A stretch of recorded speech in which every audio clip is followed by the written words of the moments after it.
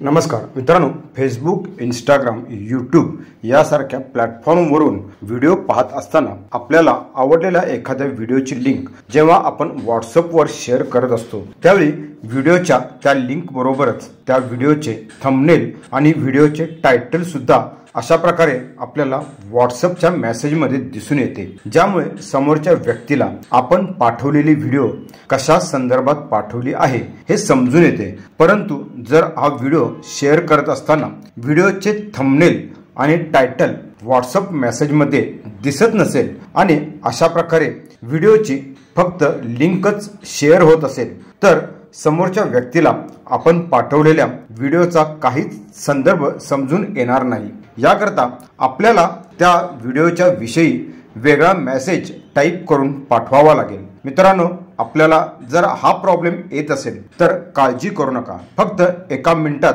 आपण हा प्रॉब्लेम दूर करू शकता। याकरता आपले व्हॉट्सअप ओपन करा, यामध्ये वरील 3 डॉटवर क्लिक करा, खाली सेटिंग पर्यायावर क्लिक करा, यामध्ये प्रायव्हसी पर्यायावर क्लिक करा, प्रायव्हसी सेटिंग ओपन होतील। यामध्ये स्क्रोल करून खाली येथे ॲडव्हान्सचा पर्याय असेल तो ओपन करा, यामध्ये खाली डिसेबल लिंक प्रिव्ह्यूज हा पर्याय असेल। जर हा अशा प्रकारे ऑन असेल तर हा पर्याय ऑफ करा। बस, आपले काम झालेले आहे।